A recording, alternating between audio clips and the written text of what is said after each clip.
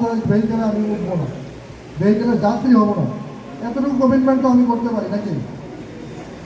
আজকে আমরা এখানে যেই কয়েকজন উপস্থিত আছি এই কমিটমেন্ট আমরা কতজন বাস্তবায়ন করতে পারবো? এটার জন্য আইন কানুন শিক্ষা দীক্ষা কোনো কিছুর প্রয়োজন নেই। আমি মহাসড়কে থ্রি হুইলারের যাত্রী হিসাবে চলবো না। যে আমরা এই কমিটমেন্ট করতে পারি কিনা, এই কয়েকজন আমরা যারা আছি, বাকিরা আমরা পরে স্কুল কলেজে গিয়ে আমরা অ্যাওয়ারনেস প্রোগ্রাম করবো।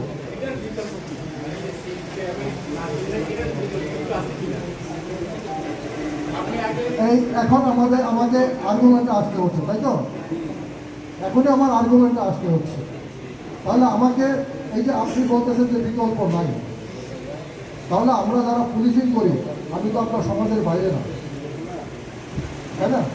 এটা আমাদের এক ভাই বলতেছিলেন আজকে যদি 50টা বা 100টা মামলা দেয় তাহলে হয়তো ঠিক হয়ে যাবে, তাই না? আজকে যদি আমি 50টা মামলা দিই থ্রি হুইলার বা যে কোনো বিষয়ে, আমরা কি আশা করতে পারি কালকে থেকে মহাসড়কে থ্রি হুইলার বন্ধ হয়ে যাবে? ভারপ্রাপ্ত কর্মকর্তা যারা ফরিদে আসবেন সমস্যার সমাধান করাই কমিউনিটি পুলিশের সাংবাদিকরা আমাদের লেখকের মাধ্যমে আমরা জাতির কাছে তুলে ধরতে পারবো, সরকার প্রধানের কাছে তুলতে পারবো, প্রত্যেকটা মানুষ সচেতন হবে। সবাইকে আবারও সীতাকুণ্ড প্রেসক্লাবের পক্ষ থেকে অশেষ ধন্যবাদ এবং কৃতজ্ঞতা জানিয়ে আমি এখানে শেষ করছি। দেশে পণ্য পরিবহন করা হয়ে থাকে, যা এই আমাদের এই মহাসড়ক দিয়ে সমস্ত সারা দেশে শুধু এটা না, এটা আমাদের অফিসার বলতেছিলেন যে আমরা মহাসড়ক রয়েছে, যেখানে প্রতিদিনই কক্সবাজার শহরে নিশ্চিত নিরাপত্তা ব্যবস্থা আমরা রাখতে পারি। কাজ